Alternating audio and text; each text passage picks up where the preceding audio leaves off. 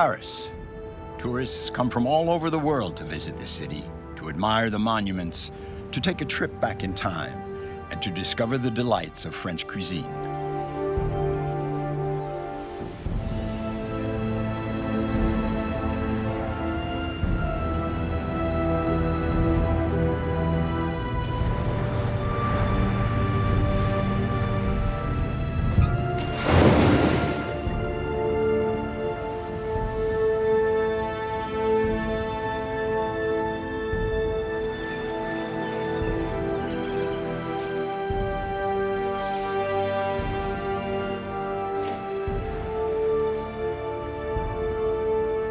Behind the sumptuous decor of the Place Vendôme lies one of the most highly reputed addresses of French cuisine.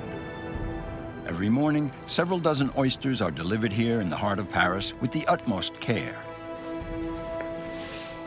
Back in the kitchen, the chef is about to work wonders with a briny shellfish that is synonymous with festivity and refinement. The oyster, mysterious gift of nature. Joel didn't forget our order. No, they're superb. They just arrived. The first thing that springs to mind when you see an oyster is that it's already a gift of nature, nicely packaged. An oyster is a little box, plus it fits right into your hand. Ever since the dawn of time, people must have taken this into their hand, opened it, then you notice it's tangy in the mouth. It has a distinctive flavor. It's a stimulant. It brings out other flavors. For me, an oyster is evocative. You can't just look at an oyster without wondering. You want to go, knock, knock, who's in there?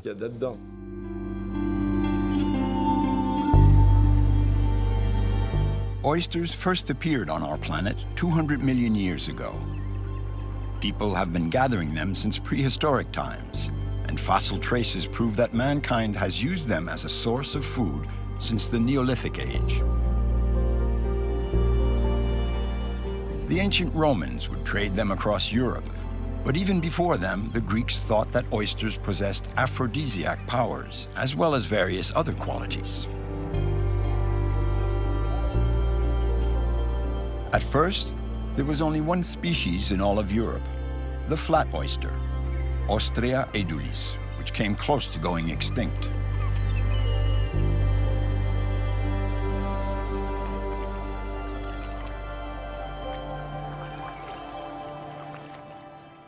The term ostracism comes from the flat oyster.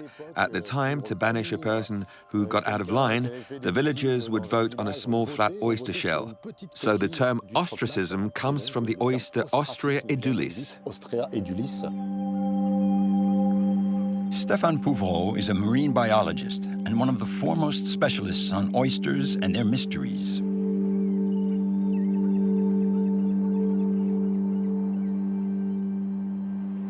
The flat oyster, in particular, has inhabited the European coasts since the dawn of time. For a long time, it was traded by the Romans.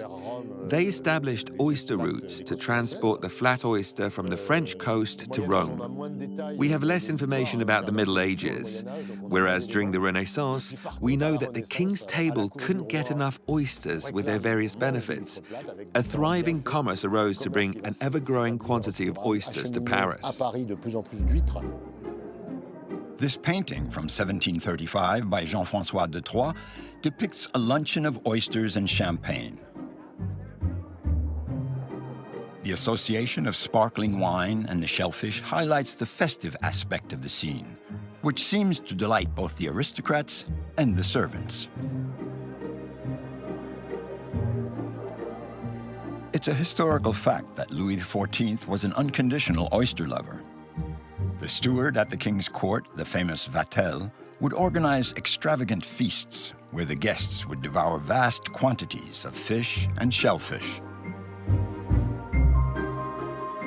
At the Château of Chantilly, the king's favorite chef had to feed 3,000 guests during festivities lasting 3 days, but the fish and oysters didn't get there on time. For the chef, this was such a dishonor that he took his own life in one of the bedrooms of the Chantilly Chateau.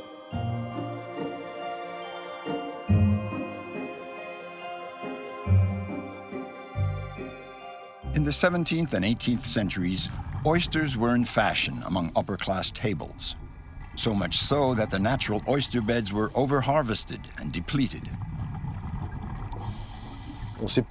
We don't know what the oyster beds at the bottom of the English Channel looked like at the time.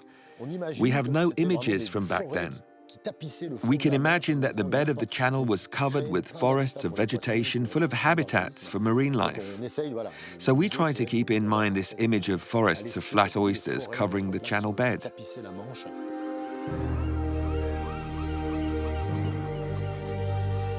In the mid-19th century, Victor Coste, a member of the Academy of Sciences, believed that oysters, which up until that time had been gathered wild from the open sea, could be raised artificially, if one could unlock their mysteries. For several years, Victor Coste traveled the French coastlines and developed a technique that led to the founding of modern oyster farming.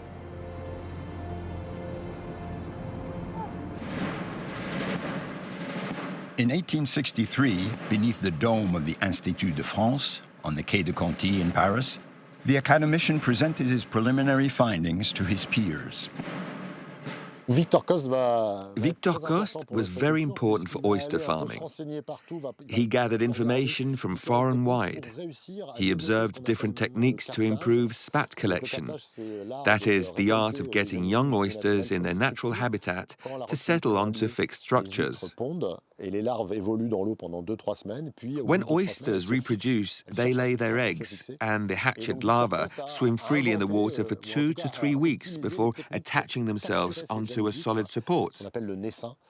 Victor Coste optimized the techniques for capturing these young oysters, the spat. He was assisted by Ferdinand de Bon, so those two were the founding fathers of modern oyster farming. A few years later, in recognition of his work, Victor Coste was named president of the Academy of Sciences. But at the same time, the misadventures of a merchant ship would wreak havoc on the marine ecosystem of a stretch of the French coast. The demand for oysters was so great that they imported another oyster, the Portuguese oyster. In 1863, the Morlaisien, a ship transporting Portuguese cupped oysters, ran aground during a storm. The crew tried to save the ship by throwing the cargo of oysters overboard. Those oysters then took root and reproduced. Thus, a new species was introduced in France, the Portuguese oyster. It took hold in the Gironde in the southwest, then in the Arcachon bassin, in Marennes d'Oléron. This was between 1870 and 1888. By 1910 to 1920, the Portuguese oyster had invaded this whole part of the Atlantic coast. It was raised here in Brittany, along with the flat oyster. So in the early 20th century, you had these two species being raised at the same time.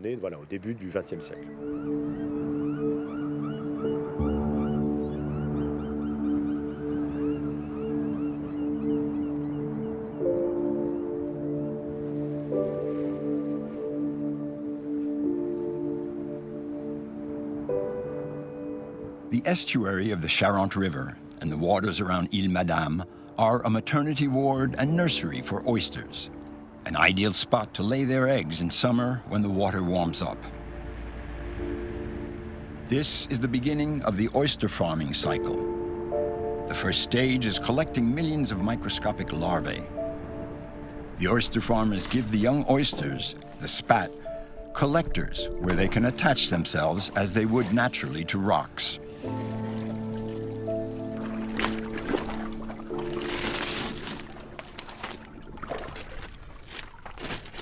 The larvae will drift around in the currents for about 3 weeks.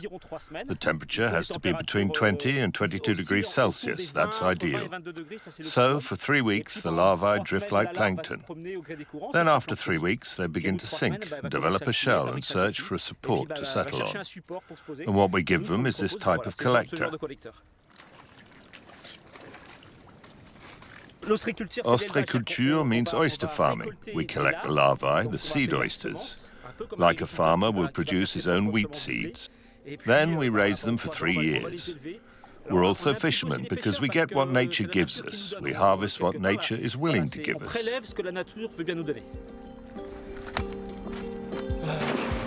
Capturing wild oysters in their natural habitat is well suited for small oyster farms. But when it comes to large-scale production, the oyster farmers buy their spat from hatcheries.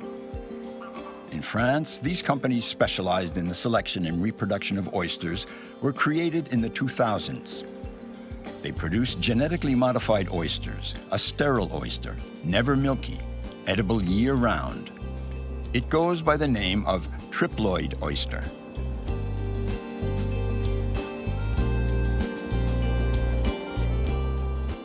The Bay of Morlaix in Brittany is known for its beauty and its history.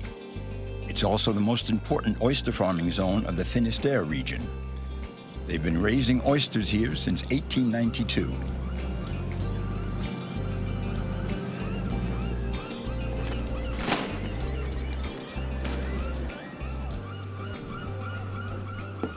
Here, sheltered from the storms and the waves that buffet the Finistère coast, a dozen oyster farms turn out over 6,000 tons of cupped oysters a year. These are first rate. They're really regular.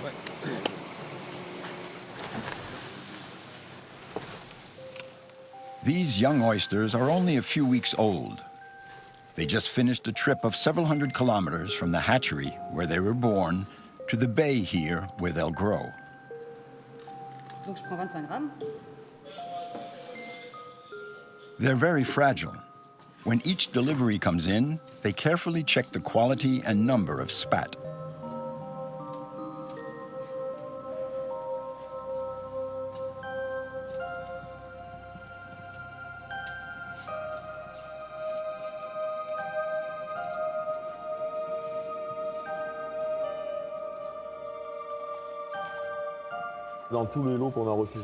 In each of the lots we received this morning, there are about 5,000 spat per kilo. We take 2 or 3 samples of 25 or 50 grams from each crate to get an average to see if it tallies. It usually comes out about right. We have some time, so we'll take 1 or 2 more samples.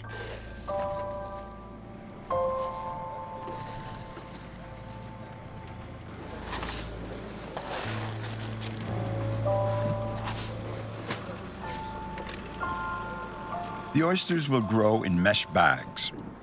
Then they'll be placed directly on the sand bottom if the oyster beds are protected from the waves and the swell. Regarde un petit peu. Hop.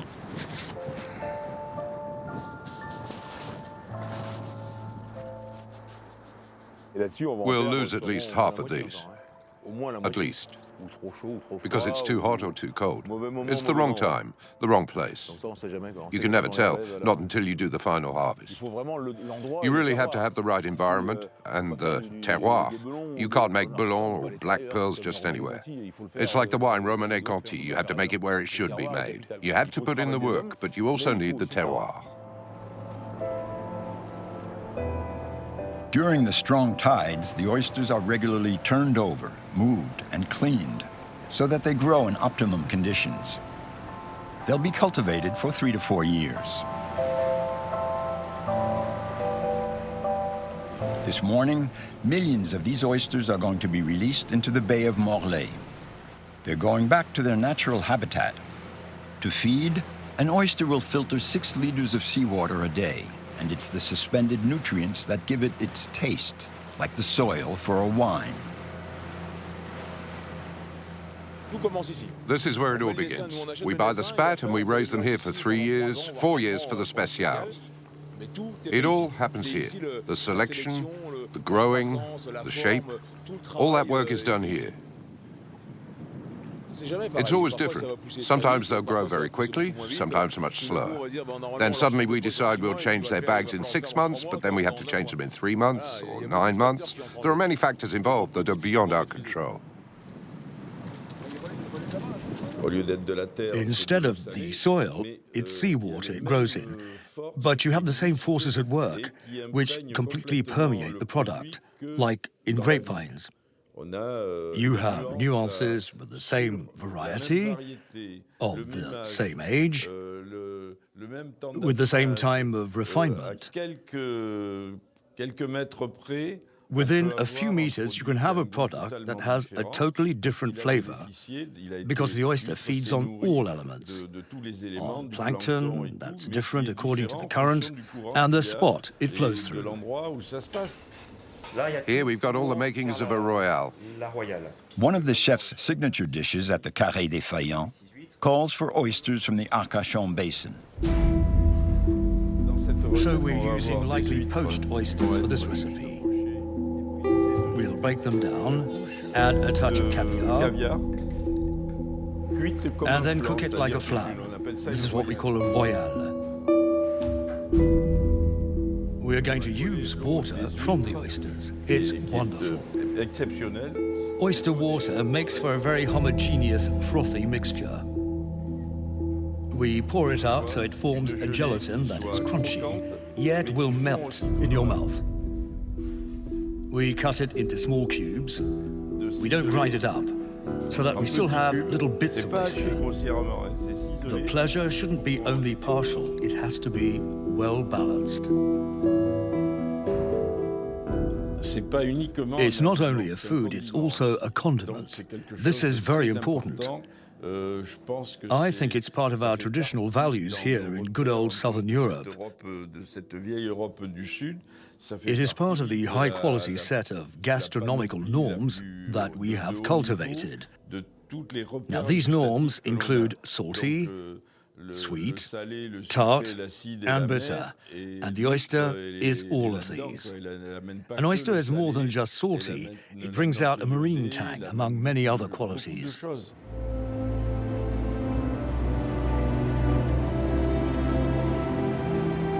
Life in the Gulf of Morbihan follows the rhythm of the tides. The renewal of the water in this inland sea is good for the oysters.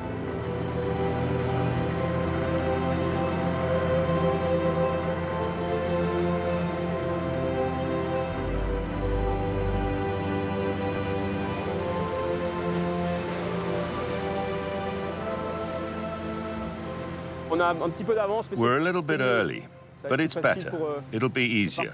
Sometimes when there's current, it can be a bit tricky here.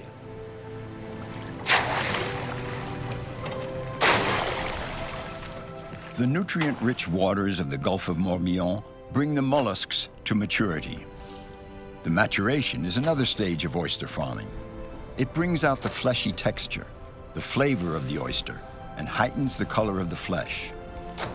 Our profession is really midway between farming and fishing. That is, like farmers, we reap what we sow, but like fishermen, we depend largely on the biotope. We don't feed oysters, we don't treat them. It's all 100% natural. I've found that it's a good mixture of the two activities I'm very fond of, fishing, which I'm somewhat familiar with, and farming, which is more my family's activity.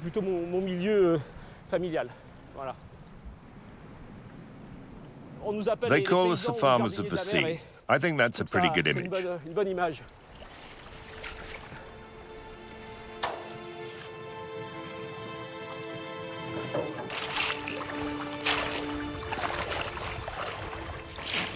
These racks we erect in the natural habitat make for an artificial reef, and that attracts all sorts of fish, shrimp, animal life, fixed plant life that will grow, and, in a way, we're fixing life.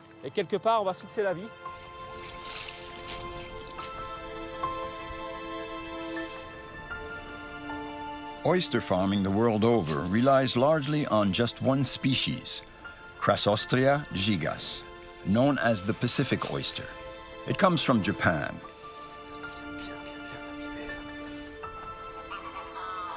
Just how and why has this species from the Pacific managed to spread all over the world and replace the European flat oyster?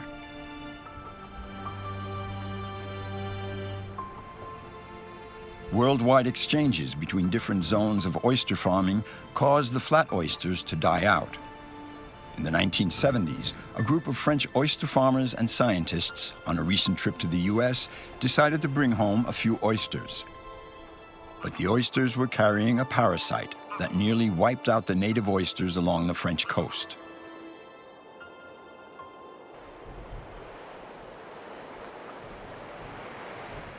At the western tip of Brittany, in the village of Postpoder, this laboratory of the IFREMER, the French Oceanographic Institute, is specialized in invertebrate physiology. Here, a team of scientists is studying Brittany's few remaining wild flat oyster beds, some patches in Brest Harbor and Quiberon Bay that have been spared by the parasites.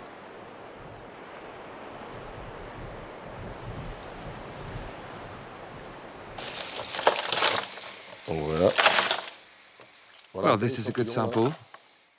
The scientists take regular samples.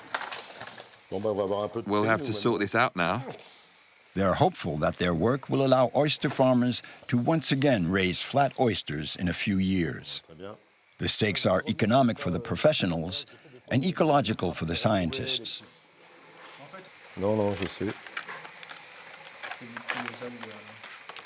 The long-term goal is to bring this species back to Brittany. It's a native species, indigenous to Brittany, that was overfished and suffered from pollution, a species that is dying out. And our job is to try to bring it back in the coming years. It's what you call an ecological restoration, the ecology of restoration. Perhaps someday French scientists will find a strain that can resist the viruses imported by man. To this end, they are selecting and breeding flat oysters from one of Brittany's last natural oyster beds spared by the disease. There are only 3 different species in the world. There aren't all that many oysters. The first is the Pacific cupped oyster, a species found the world over and farmed on a very large scale. The second species that we've been discussing is much rarer and exists only in Europe. There's a third species, pearl oysters. We're lucky, in French Polynesia, we have the black-lipped pearl oyster. It's an animal that works for the jewelry business. The other oysters are more for aquaculture and the food industry.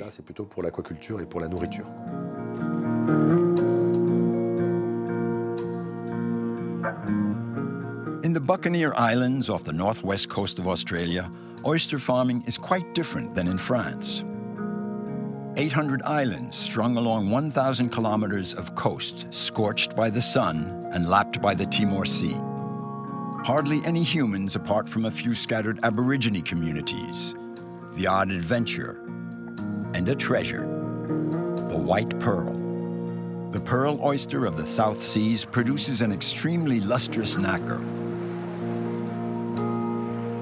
Our fishing season starts around April and runs for anywhere up to 2.5 to 3 months. We take a team of divers up to 48. Pats Bailey will take down the coast on up to half a dozen different motherships. We tow the divers, we call them drift divers. Drift diving, we tow them along the bottom where their sole purpose of being down there is picking up the shell, the wild shell. And during the day, the divers will spend up to 8 hours a day underwater, using our devised tables to ensure that we have no decompression illness.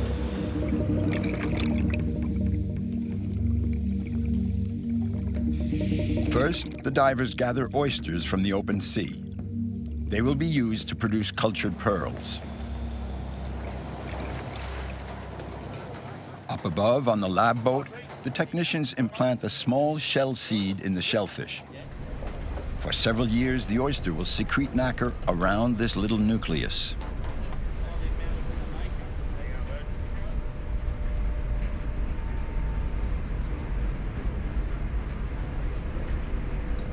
After the graft, the oysters are placed in metal racks and put back into the water. This system reduces the losses due to the underwater currents and offers a resistance to the wind. The pearl oysters will spend 2 years in the sea, the time it takes to produce a lovely layer of nacre.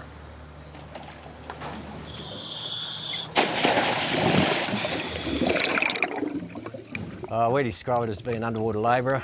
The work itself is strenuous. It's like pushing a wheelbarrow underwater. Imagine that. We're in 20 metres of water most of the time, which is 3 atmospheres of pressure. So you've got those extra pressures on your body while you're working. You're lifting and carrying things unnatural ways. Yeah, you do get worn out quite quick.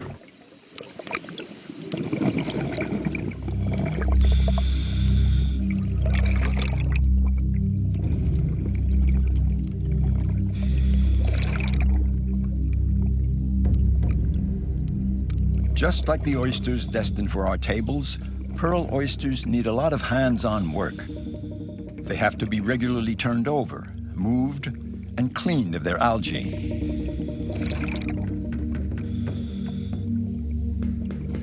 It's an exhausting job for the crew.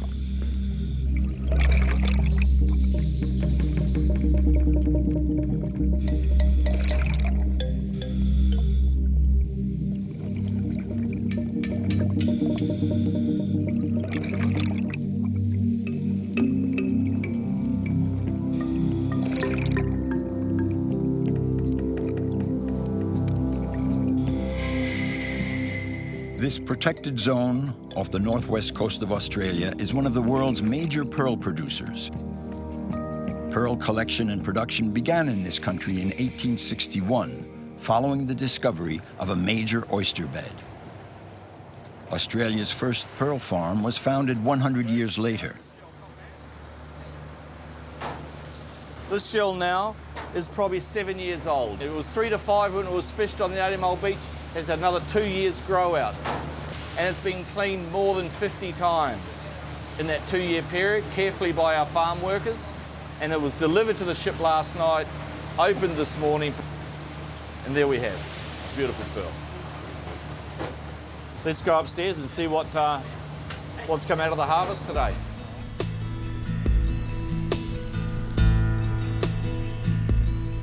White or golden, one of the characteristics of these pearls is their large size. It's not unusual for the pearls here to reach 2 centimeters in diameter.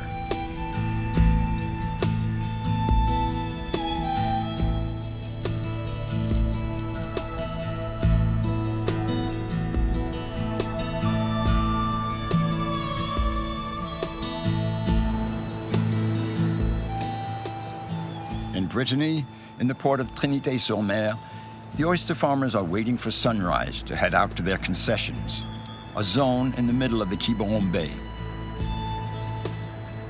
The crew is going out to harvest oysters raised in the open sea. It's a very old technique of oyster farming. The oysters are scattered on the sandy bottom about 10 meters down. They grow without any human intervention.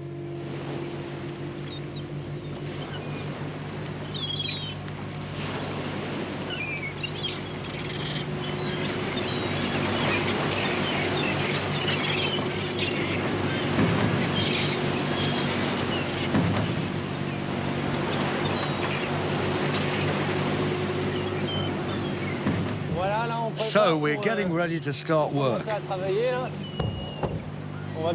So we are approaching the oyster bed. We'll be able to drop the dredges to collect the oysters. Halfway between farming and fishing, they use dredges, an oyster fishing technique handed down through the generations.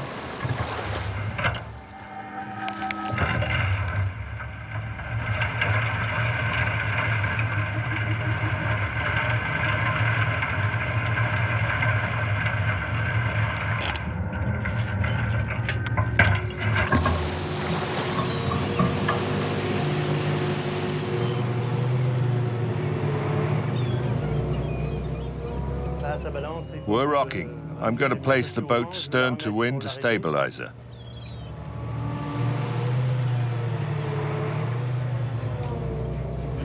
We've filled 8 containers in 2 sweeps, so 2 containers make around 300 kilos, so 600 kilos per sweep. It adds up quickly.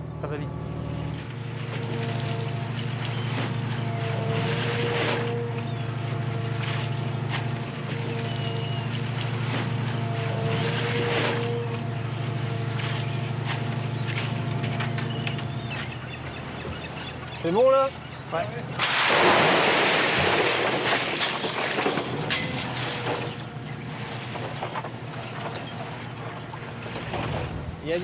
It's a lot of work. This is just one stage. It took a lot to get where we are. There's more work to be done before they're ready to be sent to our clients.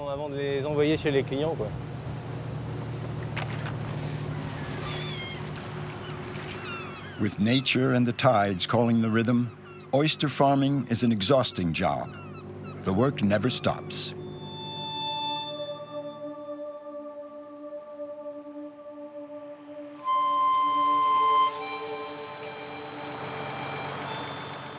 All along the French coastline, the stocks of oysters in the oyster farms have increased in value thanks to years of hard work. It's a coveted treasure that needs to be protected.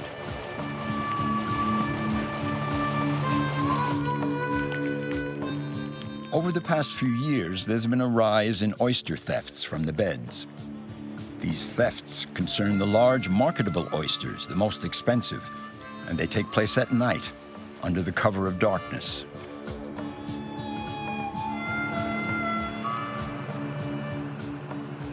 It's nearly impossible to keep a watch over all the oyster farms along the coast. These open-air burglaries have become rather commonplace. When the holiday season is near, oysters disappear left and right. 500 kilos here, 2 tons there, sometimes much more. These robberies are often the work of professionals. There's a year's worth of work out in those oyster beds. If our oysters get stolen, it's all the profits that disappear with them.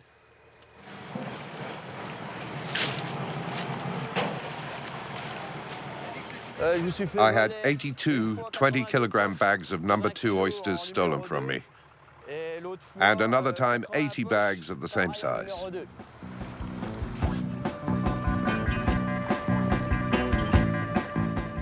The mounted forces of the Republican Guard come out every winter to patrol the Normandy beaches. So for several years now, the oysters here have been well guarded. Everyone concerned is trying to come up with an ideal solution to stop these thefts. In the Marennes-Oléron sector, the oyster professionals are also getting organized. As soon as any bags disappear, they immediately send out an alert to all the other oyster farmers.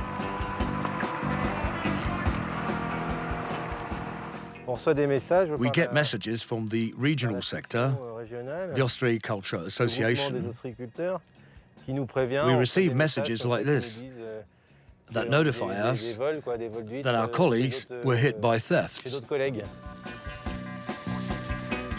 2 young biological engineers think they may have found the solution oyster farmers have been waiting for.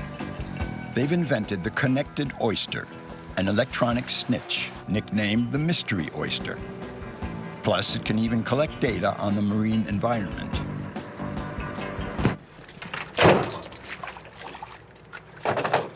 Here's the latest version of the mystery oyster. Have you seen the prototypes? No, not at all.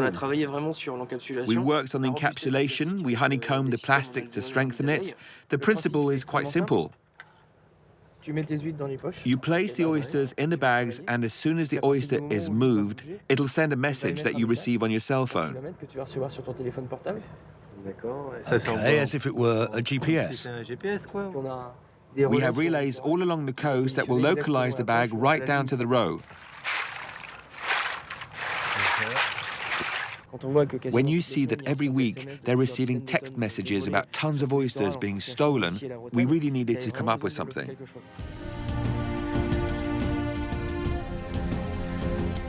All around the island of Oléron in Charente, these geometrical basins are fed by seawater with the tides. These basins are the clairs.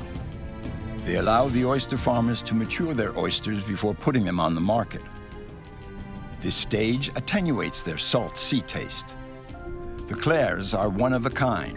They're old salt pans converted into oyster beds in the mid-19th century.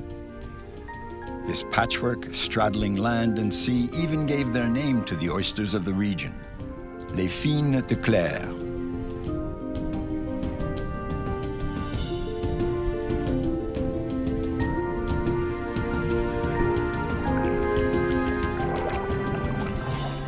I've come back to check on my oysters, see how they're doing, if they've grown, if they put on weight. These ones are green. You can see they've absorbed an algae that grows in the salt pans. This is characteristic of the Marennes-Oléron region basin. We are lucky to have an oyster that turns green. It's a pleasure for the eyes. In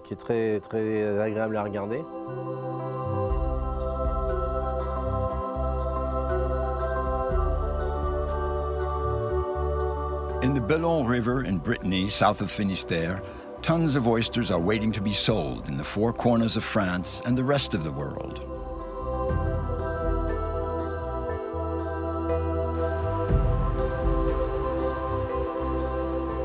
Thanks to the rhythm of the tides, the oysters are irrigated and fed by both the salty currents of the Atlantic Ocean and the fresh river water as well. This alternation is essential for the quality of the mollusk. After 3 to 4 years at sea, the maturation in the Bellon River refines the flavor, mellows the flesh, and reduces the salinity.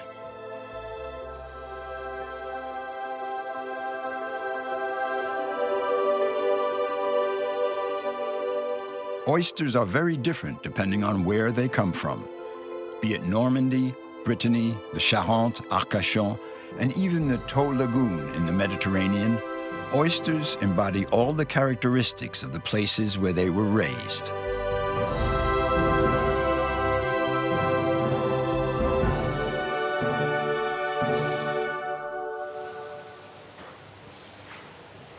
Michel, do you have any number 4 specials? Where are they? Dis-moi laquelle c'est.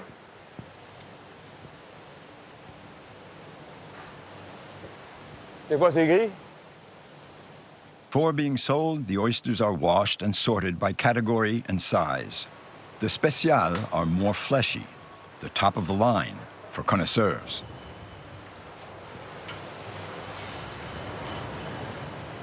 You could have put them over there. On fait pas aujourd'hui ici. On va pas en faire aujourd'hui.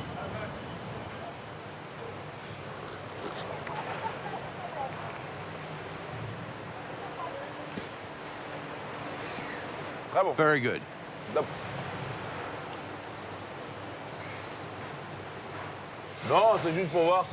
I'm just checking that they're still as fleshy as a few days ago, if the calibration is accurate, if the norms have been respected. There are many categories: fine, spécial, black pearls that get about this big. They're all different.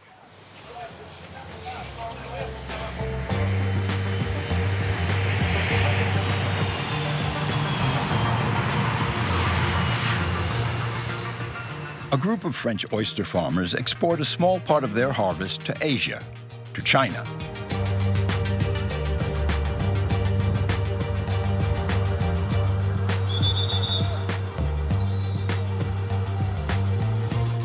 These professionals are facing a hefty challenge, initiating the Chinese consumers to raw oysters, à la française. This morning I'm off to see my local partner. I've been with him for 7 years. He's got a delivery of French oysters. They'll be getting about 10 containers that'll go for reshipping straight to all the restaurants of Shanghai and even other Chinese cities.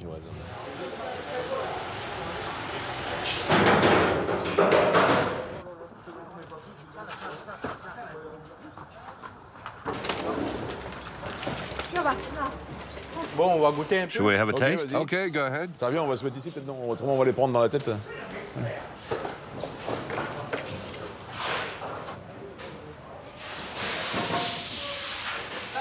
World's finest oysters. Cost to quality, they're unbeatable. You know how to open them, or shall I? I'll leave it to the pro. With a genuine Chinese knife. You tip out the first water, then you eat it. How's that for breakfast? Couldn't be any fresher. They're from Carantec. All the oysters from Carantec are like this. Now in the big cities like Beijing and Shanghai, people are beginning to consume oysters a bit. But China's so vast. We Chinese are very open to products like this, imported products. The population here is 1,200,000,000. A lot of people. If each person were to consume one oyster, it starts to add up. We'd empty out the sea in Brittany. The sea in Brittany won't be emptied out. And French oyster farmers are not about to conquer the entire market. They're simply targeting the upmarket clientele.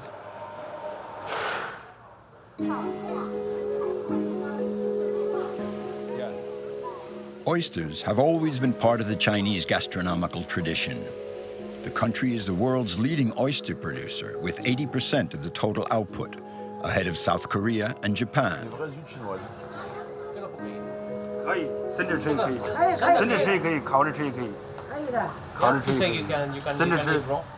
Taste them if you like. I'm not going to try them. No.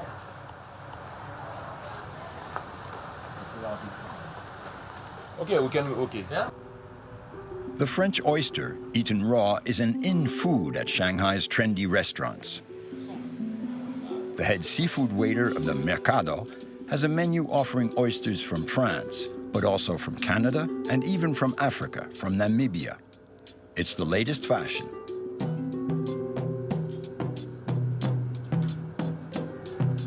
You see the French oyster, it looks very, very nice.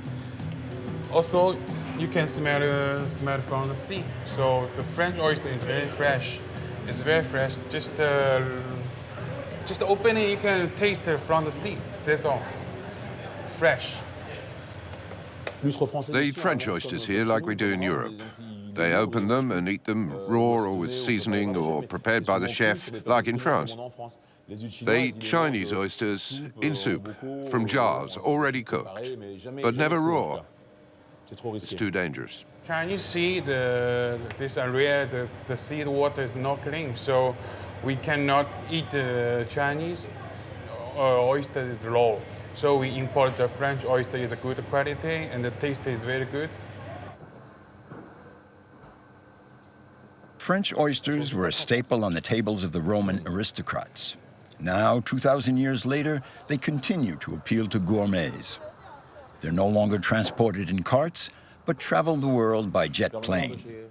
In China, the oyster has become a symbol of the French art of living and gastronomy, on a par with foie gras and champagne. If you want to eat oysters Chinese style, you have to poach them in soup. We put a lot of different ingredients into the soup to give it a special taste. Let me see. Would you like to taste? It looks good. The texture stayed the same? It's really good.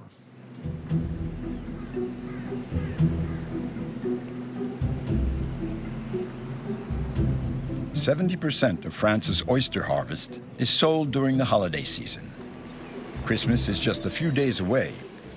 All along the French coastline, the oyster farmers are putting in endless days of work. They're gearing up for the most intense period of the year.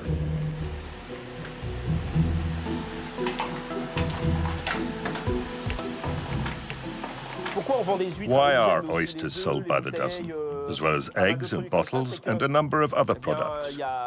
Well, a long time ago, people didn't know how to count or write, or rather, they could just about count. They didn't have paper or pencil. They used the phalanges of their fingers on a base 12, like this. They would count like this, 1, 2, 3, 6, and so on. This allowed people to do business and trade without needing to write. They would understand each other. It's like that with eggs, wine, and, of course, oysters.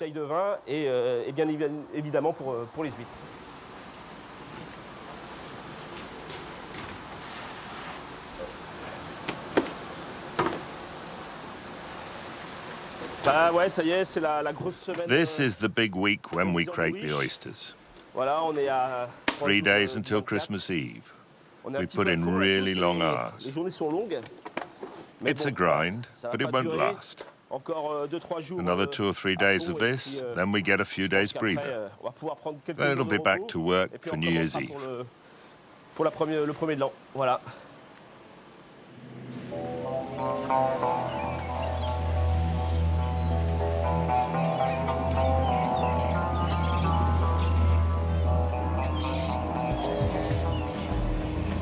Ah là là.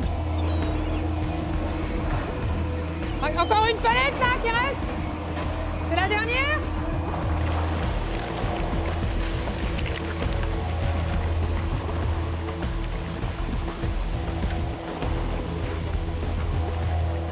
With the holiday season approaching, millions of oysters are being harvested from the ocean. In France, close to 50,000 tons will be sold and consumed over Christmas and New Year's. Et le 4, 40 par 18. So that's 3 number 3s, 3 number 2s, 3 number 4s, and 16 number 3s. This is the season. And there's next week. Then things will calm down. But it's now or never. These are the final days of the rush. We started early this morning, and we're still at it, because in an hour we'll be going back down to the sea. We've still got a lot to do. Our day is not done. What did you load up, Stéphane? Did you put the 16 pallets of number 3s in front? Là, tu mets tout le 3, les 16. These Normandy oysters will be shipped all over France. Most of them will go to the big retail outlets.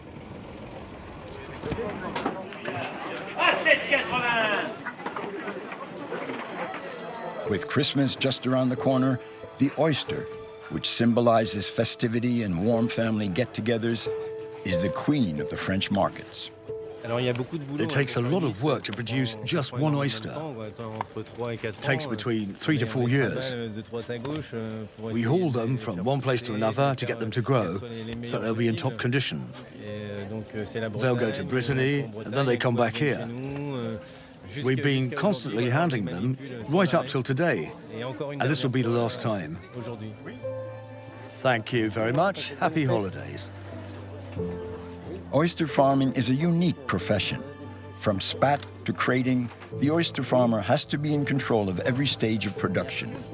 One and the same person is the raiser, the one who sows and harvests, the agent and the seller.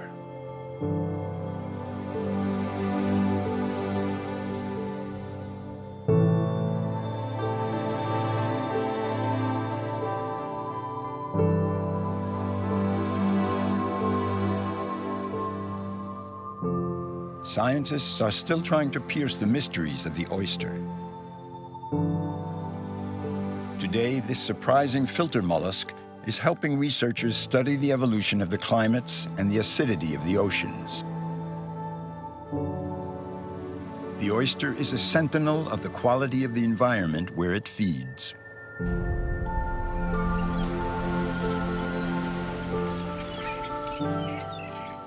This animal may not be very attractive. It's not a dolphin, not a bear. People may not feel an attachment to the species. But in the end, this insignificant little animal incarnates all the force of humanity, along with all its follies. And I think, as we're now trying to restore nature, maybe the oyster also tells of a better future where we will bring back this species to rectify the errors we've committed.